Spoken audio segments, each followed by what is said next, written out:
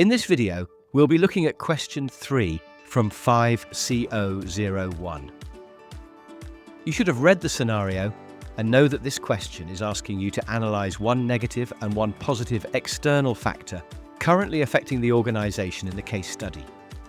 Just to be clear, this guidance shows you the methodology and approach, but you're responsible for the actual content, research and conclusions.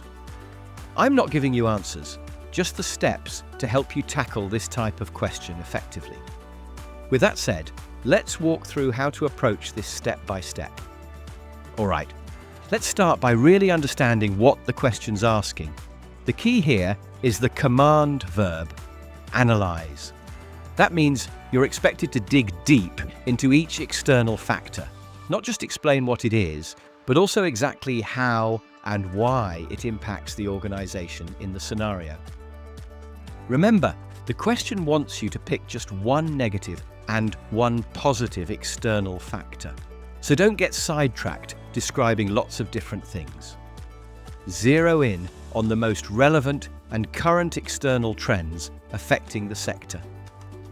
Key terms you'll need to keep in mind are external factor, negative impact, positive impact, and the specific industry you're dealing with. Make sure your analysis directly addresses each of these. Now this is important. Don't just describe what's happening, make judgments. Go beyond a surface level explanation. Evaluate how much each factor matters and what kind of impact it really has. Use language that shows you're weighing things up, like significantly undermines, notably enhances, or to a lesser extent. Think about the implications for different stakeholders, residents, staff, management, who's affected and how.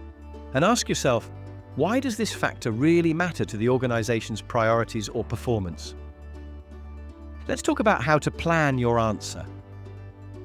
Start with a quick rationale, about 30 words, explaining why understanding external factors is so important for organisations in this sector. Then, split your main analysis into two sections, one for a negative external factor and one for a positive one. Aim for about 150 words on each. For each section, introduce your chosen factor, analyse its effects using evidence and relevant research, and always link it back to the organisation's priorities or outcomes. Wrap up with a concise judgment, around 30 words, summarising why these factors are significant for both the scenario organisation and the wider industry. Here's the thing, always keep the assessment criteria in the back of your mind. Make sure you're truly analysing, not just describing. Reference at least one credible source for each factor you discuss. Connect your analysis to broader trends like demographics, regulatory changes, or technological developments. And think about how these trends shape key priorities like staff retention, financial performance, or service quality. Use the criteria to help you pick the best evidence and stay focused on what's happening outside the organisation. You'll also need to use sources and reference them properly. Plan to include 2 or 3 strong academic or industry sources, each supporting a specific point in your analysis. Paraphrase, don't quote, so your writing stays concise. Use Harvard referencing in text, and remember to include a reference list. Choose sources that directly discuss the factors you're analysing, and make sure they're current and relevant. Connecting theory to the scenario is crucial. Use specific details from the case study to show how these external factors are playing out in real life. For example, if you're discussing workforce changes, link that to what's happening for staff or residents in the scenario. Always explain why these examples matter and how they support or challenge the theory or evidence from your sources. If you're aiming for top marks, here's what you need to remember. Analyse both factors in depth.